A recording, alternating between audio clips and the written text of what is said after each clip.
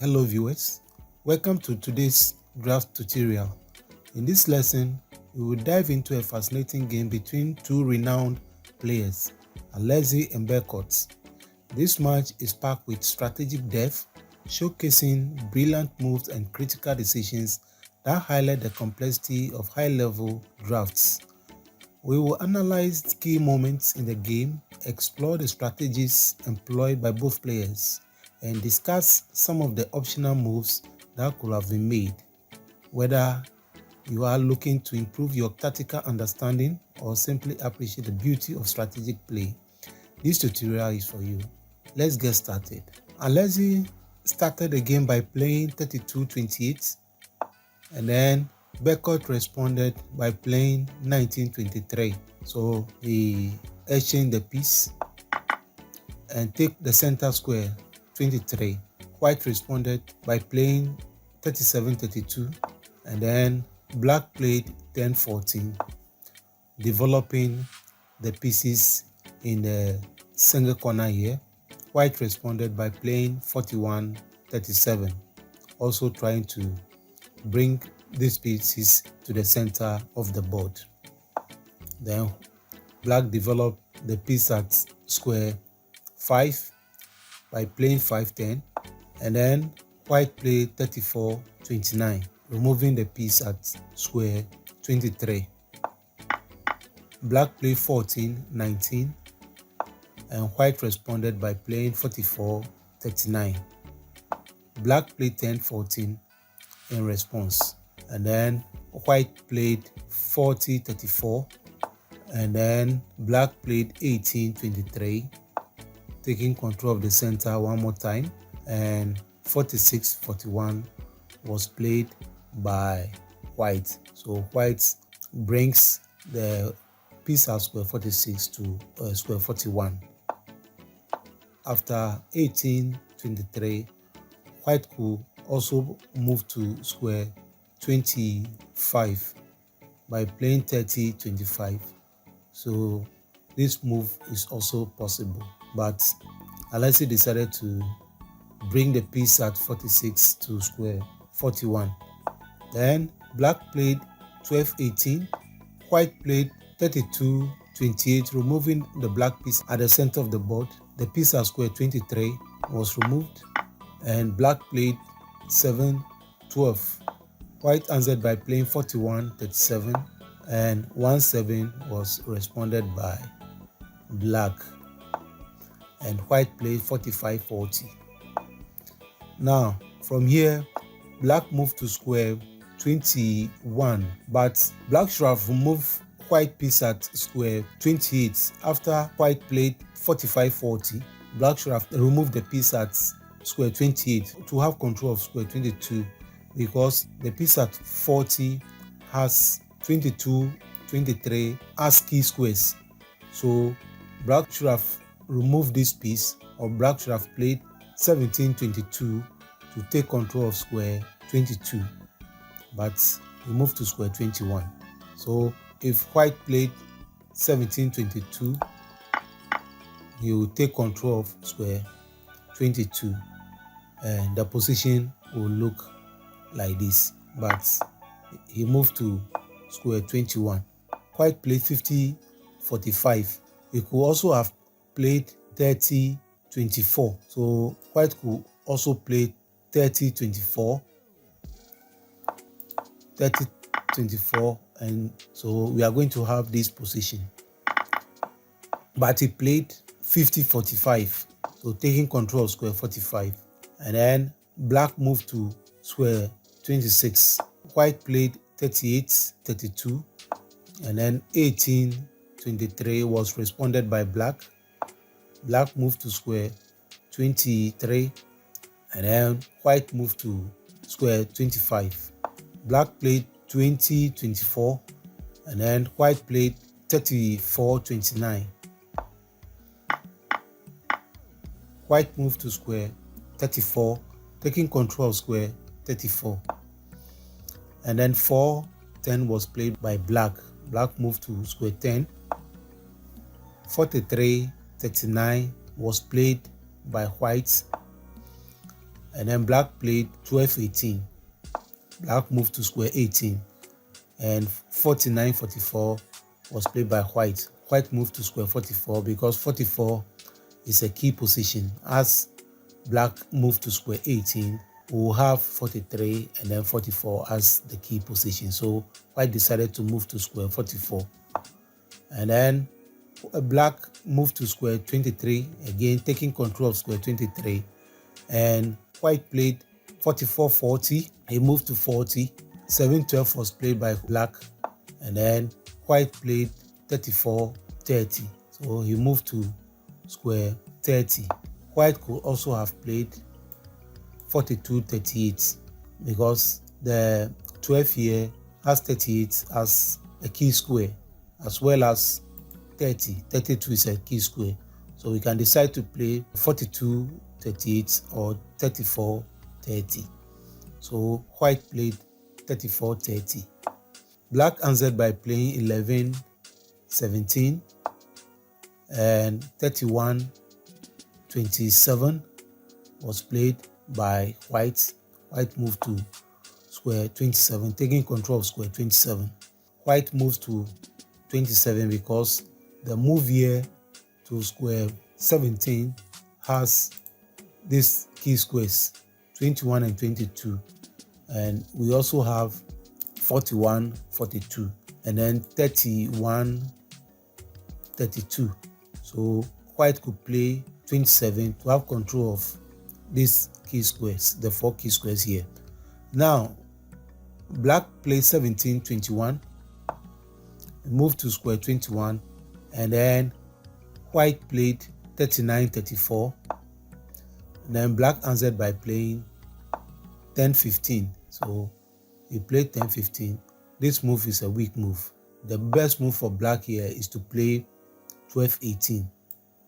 So the best move for black is to play 12-18 here and not 10-15, because as white played 39-34, the key square will be 18, 17, 7, and 8. So we need to move to square 18 to take control of square 18. So black should have played 12-18 and not 10-15. So black should play 12-18, and then white will play 42-38. 2-7 will be played by black. White will play 47-42. Black will play 7-12. 34-29 will play by white. White will now play 34-29. This is the position we are going to have if black had played 12-18. So, but he played 10-15 and white played 42-38. Black played 12-18. Again, this time the best move for black is to play 14-20 to remove the piece at square 25. He played 12-18. If black had played 14-20, the position will look this way. White will move to square 29. Black should play 14-20, and then white will play 35-30. So black will take control of square 24, and white will play 47-42. And we are going to have this position.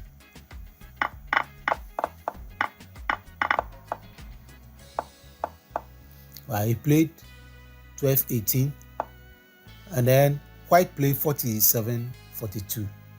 Now we see that white has built the power block with these 6 pieces over here. This power block usually put pressure on square 24. After white had played 47-42, black played 6-11, and white played 34-29, removing the piece at square 15. Now, one important thing is that it is essential to recognize an important strategy when utilizing the power block. So when you have the power block here, it is very important you recognize this strategy. So after black has taken to square 24, white should sacrifice the piece at square 27 by playing 27-22. This will enable a renewed attack on the piece at square 24. So white can attack the piece at square 24, and black cannot play 13-18 because of the 37-31 move, which will end in a king. So black cannot play 13-18. So after black had taken to square 27, white played 45-40. As I said, if black plays 13-18, this will be met by 37-31 and black will lose the game. So black sacrificed the piece at square 27 by playing 27-31, and then he now play 13-18. White played 28-23, and black answered by playing 18-22, taking the piece to square 5. White played 40-34. White can now attack black on the right wing, and black is incapable of halting this eminent breakthrough. So he played 8-13, and white responded by playing 25-20. So black played 21-27, moving to square 27, controlling square 27. But it would have been more advantageous for black to play 5-10. So if black play 5-10, we're going to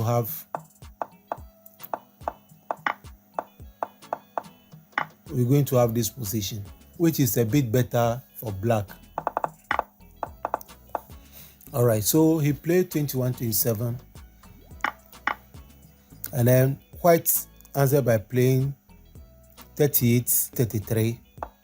So this move neutralizes the 27-31 move. This move tries to launch a breakthrough, but the 38-33 neutralizes that move, because if black plays 27-31, white will play 42-38.